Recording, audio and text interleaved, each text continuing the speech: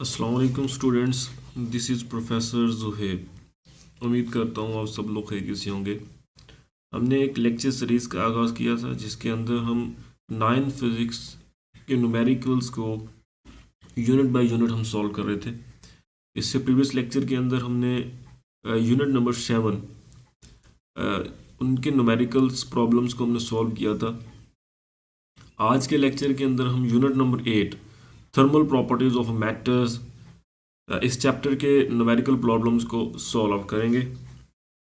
तो लेक्चर को स्टार्ट करने से पहले अगर आप इस चैनल पे न्यू हैं तो इस चैनल को सब्सक्राइब कर दें और साथ में लगे बेल आइकन को भी प्रेस कर दें ताकि हर नई आने वाली वीडियो आपको बआसानी मिल सके। तो चलिए लेक्चर सीरीज का आगाज़ करते हैं। Unit number 8 thermal properties of matter. 8.1 temperature of a water in a beaker is 50 degree Celsius. Water का जो टेम्परेचर है एक बीकर के अंदर वो 50 डिग्री सेल्सियस है। What is it's value in a Fahrenheit, Fahrenheit के अंदर वगैरह उसकी वैल्यू कितनी होगी। टीसी हमें गिवन है 50 डिग्री सेल्सियस फ़ारेनहाइट के अंदर मन फाइंड करना है। तो हमारे पास एक फार्मूला है जिसके अंदर हम सेल्सियस को फ़ारेनहाइट के अंदर चेंज कर सकते हैं। वो क्या है, F is equal to 9/5 C plus 32। C हमारे पास वो टेम्परेचर है जो कि सेल्सियस के अंदर गिवन है, 9/5 क्रॉस 50 प्लस 32। तो इसको आप सॉल्व करेंगे तो आपके पास आ जाएगा 90। इसको सॉल्व करेंगे ये इससे 10 आ जाएगा, 10 मल्टीप्लाई 90 प्लस 32 122। तो जब आप 50 डिग्री सेल्सियस को फ़ारेनहाइट के अंदर कन्वर्ट करेंगे तो आपके पास जो टेम्परेचर आएगा फ़ारेनहाइट के अंदर वो 122 फ़ारेनहाइट आएगा। 8.2 है, normal human body temperature is 98.6 degree Fahrenheit. वो कह रहा है कि एक नॉर्मल ह्यूमन बॉडी है जिसका जो टेम्परेचर है फ़ारेनहाइट के अंदर वो 98.6 डिग्री है। Convert it into Celsius and kelvin, आपने उसको सेल्सियस और केल्विन के अंदर कन्वर्ट करना है। फ़ारेनहाइट के अंदर आपको गिवन है, आपने क्या करना है सेल्सियस के अंदर और केल्विन के अंदर उसको कन्वर्ट कर देना है। As we know that C, जब हम फ़ारेनहाइट से सेल्सियस की तरफ मूव करते हैं तो हमारे पास फार्मूला क्या होता है, C is equal to n/5 F minus 32। तो F की जगह पे आपने जो फ़ारेनहाइट का टेम्परेचर आपको गिवन है वो आपने पुट कर देना है, माइनस 32 करना है, 66.6 आ जाएगा। इसको सॉल्व करेंगे तो आपके पास जो सेल्सियस के अंदर टेम्परेचर आएगा डेट इज़ 37 डिग्री सेल्सियस। अब हमने क्या करना है, उसी टेम्परेचर को हमने आगे क्या करना है, उसको केल्विन के अंदर भी कन्वर्ट करना है। ठीक है, तो हमारे पास केल्विन उसका फार्मूला क्या होता है केल्विन के अंदर कन्वर्ट करने का, T K is equal to C plus 273। जो हमारे पास सेल्सियस के अंदर गिवन होगा उसके अंदर हम ऐड करेंगे 273 को, तो वो हमारे पास सेल्सियस के अंदर क्या हो जाएगा, कन्वर्ट हो जाएगा। तो हमारे पास केल्विन के अंदर टेम्परेचर कितना आ जाएगा, 37 plus 273 is equal to 310 kelvin. तो ये जो तीन फार्मूलाज है ना ये आपने याद कर लेने हैं। एक फार्मूला नंबर 1, फार्मूला नंबर 2 और फार्मूला नंबर 3। इसको आप एक साइड पे लिख लें। ये फार्मूला आपके जो है कन्वर्जन के लिए आपके यूज़ होते हैं। सेल्सियस टू आपने केल्विन के अंदर जाना हो या आपने फ़ारेनहाइट से सेल्सियस के अंदर जाना हो, तो ये जितने भी ये फार्मूलाज है तीन ही आपके पास formulas again and again use होंगे। नेक्स्ट हमारे पास है 8.3, calculate the increase in the length of an aluminium bar of a 2 metre long. एक एल्यूमिनियम बार है जो कि 2 मीटर लॉन्ग है, उसको कहते हैं जब हम हीट करते हैं 0 डिग्री से 20 डिग्री तो उसकी लेंथ के अंदर कोई अजाफा होता है। वो कहता है वो अजाफा आपने फाइंड करना है कि जब हमने उसको हीट किया, उसको टेम्परेचर दिया तो उसकी लेंथ के अंदर कितना अजाफा हुआ। If the thermal coefficient of the linear expansion of the aluminium, वो कह रहा है कि जो एल्यूमिनियम के जो थर्मल लीनियर एक्सपेंशन कोफिशिएंट है ना, थर्मल कोफिशिएंट है जिसको हम अल्फा से डिनोट कर रहे हैं, उसकी वैल्यू उसने हमें दे दी है। तो हमारे पास L1 की मैंने 2 मीटर है, टेम्परेचर T1 वो कहता है पहले 0 डिग्री था, फिर T2 जो है वो 20 डिग्री सेल्सियस पे चला गया। अब ये सेल्सियस के अंदर गिवन है तो हमने इसको पहले क्या करना है, केल्विन के अंदर कन्वर्ट करना है। तो सिंपली हमने 273 इसके अंदर ऐड कर देना है, सेम इसी तरह। तो हमारे पास T1 273 है और T2 293 है और अल्फा हमारे पास गिवन है। हमने इंक्रीज इन लेंथ फाइंड करना है, that is L minus L naught. As we know that जो हमारे पास इंक्रीज इन लेंथ का फार्मूला होता है वो क्या होता है, L माइनस L नॉट is equal to alpha L naught into T2 minus T1। अब हमारे पास अल्फा की वैल्यू भी है, ठीक है। एल नॉट की वैल्यू में पता है क्या होती है, 10⁻⁻5 होती है, ठीक है। सॉरी, एल नॉट की वैल्यू हमारे पास क्या होती है यहाँ पे, एल नॉट हमारे पास वो जो है वो टेम्परेचर है, वो लेंथ है जो हमें गिवन है, ठीक है। और अल्फ़ा की वैल्यू हमारे पास ये गिवन है, एल नॉट हमारे पास वो वैल्यू जो हमारे पास यहाँ पे गिवन है, और मल्टीप्लाई T2 में पता है, T1 भी पता है, तो हमने वैल्यूज पुट करनी है। अल्फ़ा की जगह पे 2⁻5 आ जाएगा। एल नॉट आपको इस यहाँ पे ना एल नॉट की बजाय इसको एल कर लें, ठीक है। और ये हमारे पास इसको आप कर लें L2, ठीक है। तो आपको इस तरह कन्फ्यूजन नहीं होगी, तो उसको आप L1 कर लें। तो आप यहाँ पे L1 की वैल्यू पुट करेंगे 2, फिर आप T2 की वैल्यू 293 है, माइनस T1 की वैल्यू 273 है। ये वैल्यूज पुट करेंगे, आप इसको सोल्व करेंगे, 50 आ जाएगा, इसको मल्टीप्लाई कर 20 आ जाएगा, इसके साथ मल्टीप्लाई करने से इसमें से जब आप निकालेंगे 20, ठीक है। और ये 2 इससे मल्टीप्लाई होगा तो 5 क्रॉस 10⁻5 आ जाएगा। और उसके बाद 100 मल्टीप्लाई 10⁻5, तो आपके पास L माइनस एल नॉट जो आ जाएगा वो 0.1 सेंटीमीटर आ जाएगा, जिसको आप मिलीमीटर के अंदर भी कन्वर्ट कर सकते हैं। पहले आपके पास मीटर के अंदर आया, उसको आपने सेंटीमीटर के अंदर कन्वर्ट किया, उसी को आपने फिर मिलीमीटर के अंदर भी कन्वर्ट कर दिया। तो ये आपके पास 8.3 था, जिसने अंदर आपने इंक्रीज इन द लेंथ आपने फाइंड करनी थी, जो कि एल्यूमिनियम बार के ऊपर आ रही थी जब हमने उसके ऊपर टेम्परेचर अप्लाई किया। नेक्स्ट हमारे पास है 8.4। A balloon contains 1.2 metre cube of air. एक बैलून है जिसके अंदर जो एयर है उसके अंदर वो 1.2 मीटर क्यूब है, यानी कि V1 आपके पास 1.2 है, of air at a degree. Temperature 1 आपके पास T1 गिवन है 15 डिग्री सेल्सियस, जिसको आपने केल्विन के अंदर कन्वर्ट कर लेना है, तो 288 आ जाएगा। Find its volume. एक वॉल्यूम तो आपके पास गिवन था, दोबारा वॉल्यूम की बात आई, मतलब कि V2 आपने फाइंड करना है, और एट 40 डिग्री। दोबारा एक टेम्परेचर की बात हुई, इट्स मीन ये T2 है, सेल्सियस डिग्री सेल्सियस के अंदर है, आपने इसको कन्वर्ट कर लेना है केल्विन के अंदर। Thermal coefficient of the volume expansion of air, आपको अल्फा की वैल्यू भी गिवन है। आपके पास V1 गिवन है, T1 गिवन है, T2 गिवन है, बीटा आपके पास गिवन है, आपने फाइंड करना है V2। तो सिंपल सा फॉर्मूला है V2 फाइंड करने का, V is equal to V0 into 1 plus beta into T2 minus T1। V0 की वैल्यू वही है जो V1 की वैल्यू आपके पास गिवन है, और बीटा की वैल्यू आपके पास गिवन है, T2 की वैल्यू गिवन है, माइनस T1 की वैल्यू गिवन है। सिंपल आपने वैल्यूज को पुट करना है और आपने इसका आंसर निकाल लेना है। 8.5 है, how much heat is required to increase the temperature of 0.5 kg of water from 10 degree Celsius to 65 degree Celsius. वो कहता है आपको कितनी हीट रिक्वायर्ड होगी कि आपने क्या करना है, टेम्परेचर इंक्रीज करना है एक मैस का जो कि 0.5 kg ऑफ वाटर है, from 10 degree to 65 degree.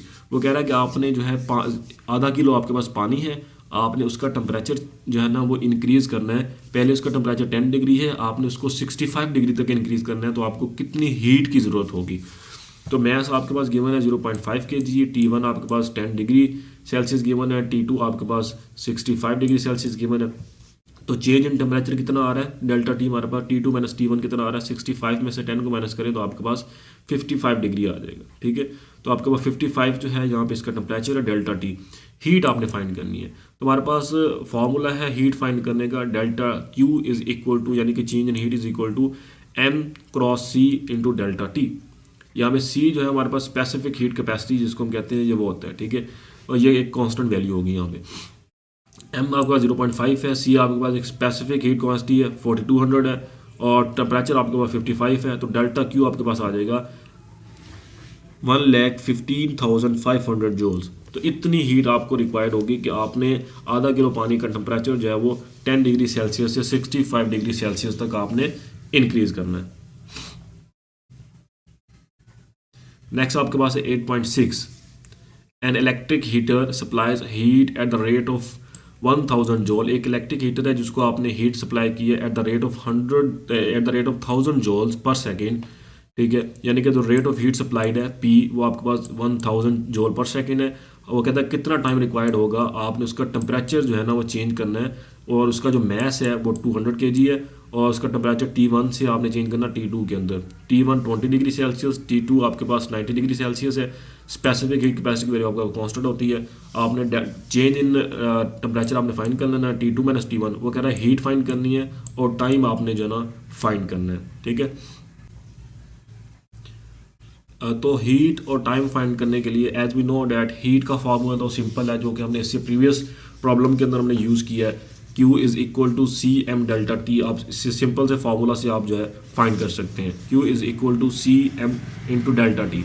Q is equal to m, c हमारे पास 0.2 है, ठीक है।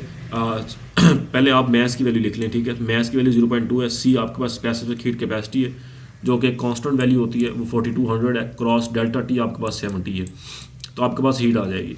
उसके बाद आपने क्या फाइंड करना है, टाइम फाइंड करना है। तो टाइम फाइंड करने के लिए हमारे पास एक फार्मूला था, P cross T is equal to Q, ठीक है। तो यहाँ से आपने T फाइंड करना है, तो P आप इसके नीचे Q के नीचे आके डिवाइड हो जाएगा, तो T is equal to Q over P आ जाएगा।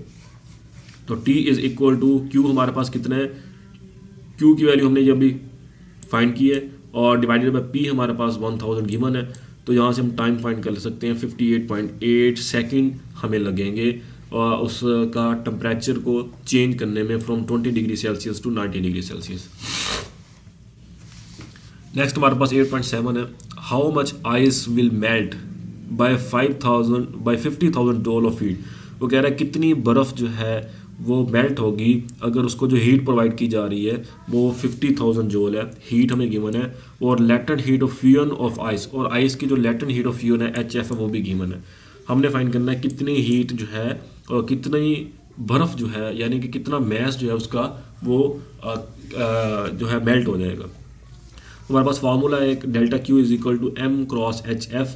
HF की वैल्यू गिवन है, डेल्टा Q की वैल्यू गिवन है, M हमने फाइंड करना है, तो HF इधर आके डिवाइड हो जाएगा। M is equal to delta Q over HF। Delta Q हमारे पास 50,000, HF हमारे पास 3,36,000, तो ये हमारे पास 0.15 kg, यानी कि 150 ग्राम बर्फ़ जो है हमारी वो पिघलेगी अगर हम उसको इतनी हीट प्रोवाइड करते हैं तो। नेक्स्ट हमारे पास 8.8 है, find the quantity of heat needed to melt 100 gram of ice at -10 degree Celsius to 10 degree Celsius.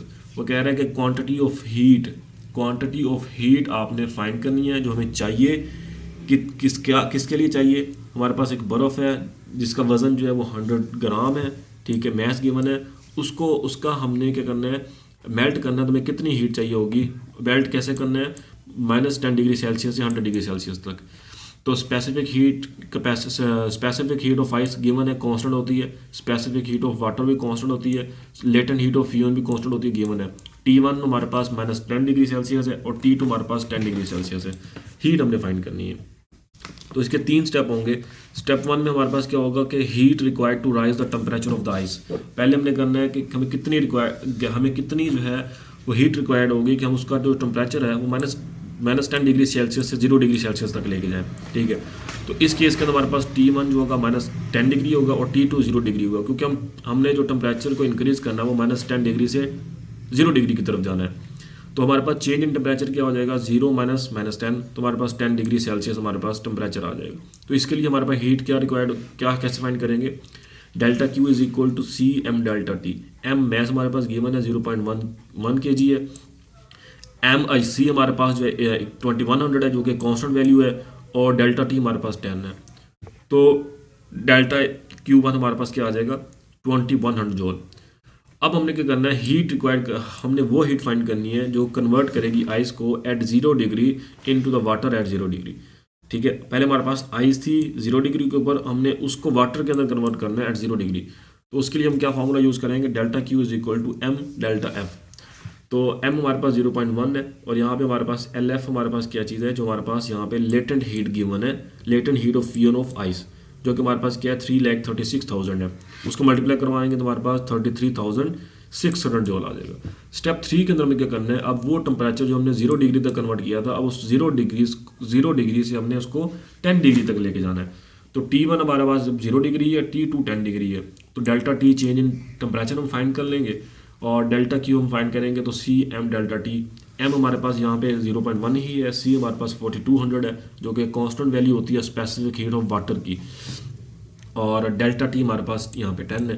तो अब हमारे पास डेल्टा Q3 भी आ गया। अब हमारे पास जितनी भी हीट्स हमने फाइंड की है, इन हीट्स को हम एडअप करेंगे तो हमारे पास टोटल हीट हमारे पास फाइंड आउट हो जाएगी, जो हीट हमें रिक्वायर्ड थी, जिसको हमने कन्वर्ट किया आइस को वाटर के अंदर फ्रॉम -10 डिग्री टू 10 डिग्री। तो तमाम हीट्स को Q1 Q2 Q3 को हमने ऐड किया तो हमारे पास आ जाएगा 39,900 जूल्स। तो ये हीट हमें रिक्वायर्ड होगी। नेक्स्ट 8.9 है, how much heat is required to change 100 gram of water at 100 degree Celsius into the steam. वो कह रहे हैं हमें कितनी हीट रिक्वायर्ड होगी कि हमने 100 ग्राम ऑफ वाटर को चेंज करना है 100 centigrade degree into steam, steam के अंदर कन्वर्ट करना है। मैथ्स गिवन है, T1 हमारे पास टेम्परेचर गिवन है 100 डिग्री है और T2 भी 100 डिग्री ही होगा।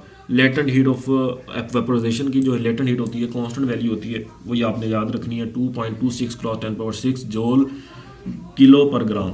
QV आपने फाइंड करना है, तो फार्मूला हमारे पास QV is equal to M cross HV है। मैथ्स आपके पास गिवन है, मैथ्स को आपने HV से मल्टीप्लाई करवाना तो आपके पास हीट आ जाएगी। लास्ट मेरिकल है हमारे पास 8.10, find the temperature of the water after passing 5 gram of steam eight 100 degree Celsius through 500 gram of water at 100 degree Celsius. Temperature आपने फाइंड करना है, टोटल टेम्परेचर, जबकि आपके पास M1 गिवन है 500 ग्राम जिसको आपने kg के अंदर कन्वर्ट कर लेना है, M2 गिवन है आपके पास, T1 गिवन है, T2 गिवन है, और स्पेसिफिक हीट ऑफ वाटर में पता है कांस्टेंट है, लेटेंट हीट टू वेपोराइजेशन भी कांस्टेंट वैल्यू हमें याद रखनी है। फाइनल टेम्परेचर हमने जो है फाइंड करना है। तो according to the law of heat exchange, जो हीट एक्सचेंज का लॉ है उसके अंदर अकॉर्डिंग क्या होता है कि heat lost by the steam जो होती है वो इक्वल होती है heat gain by the water. तो यहाँ पे हीट जो लॉस्ट हो रही है बाय स्टीम वो MHV plus CM delta T है, और जो हीट गेन हो रही है वो CM डेल्टा T है। तो MHV हमारे पास यहाँ पे क्या है, M हमारे पास 0.005, ठीक है, जो गिवन है, और HV हमारे पास कांस्टेंट वैल्यू है, प्लस C हमारे पास जो है स्पेसिफिक हीट ऑफ वाटर है, ठीक है, और M हमारे पास 0.005 गिवन है, और T हमारे पास यहाँ पे टेम्परेचर हमारे पास गिवन है, ठीक है, और इज इक्वल टू 100। इसको जो टेम्परेचर हमारे पास ये है बेसिकली डेल्टा 2 है, तो हमने T2 माइनस T1 हमने फाइंड करना है। यहाँ पे हमने टोटल टेम्परेचर फाइंड करना है, तो 100 minus T is equal to 4200 is equal to हमारे पास C हमारे पास 4200 है, M हमारे पास 0.5 है, टेम्परेचर हमारे पास 10 माइनस 10 है, T माइनस 10 है, तो हमने यहाँ पर T फाइंड करना है। तो हम इसको रीअरेंज करेंगे, इस साइड पे भी हम इसको रीअरेंज करेंगे, T हम रख लेंगे, ये हम सॉल्व कर देंगे, इसके अंदर इसको हम सॉल्व कर देंगे, T माइनस 10 बच जाएगा, ये सारा सॉल्व करेंगे, T बच जाएगा, इस तरफ T बच जाएगा, और इस तरफ हम ये यहाँ पे जो T वाली वैल्यू है 21, इसको हम ये माइनस की इधर आके प्लस की हो जाएगी, और ये वैल्यू माइनस 21,000 इधर माइनस के इधर आके प्लस का हो जाएगा। इस तरफ हमारे पास ये वैल्यू बचेगी, इस तरफ ये वैल्यू बचेगी, हमने T फाइंड करना है, तो ये वैल्यू इधर आके डिवाइड हो जाएगी, तो T is equal to 34,400 divided by 21 तो टेम्परेचर हमारे पास जो फाइनल टेम्परेचर आ जाएगा वो आ जाएगा 16-2 डिग्री सेल्सियस। ये हमारे पास फाइनल टेम्परेचर होगा। तो ये तो हमारा आज का लेक्चर, जिसके लेक्चर के अंदर हमने यूनिट नंबर 8 के न्यूमेरिकल प्रॉब्लम को सॉल्व किया है। उम्मीद करता हूँ आप लोगों ने अच्छे से अंडरस्टैंड कर लिया होगा।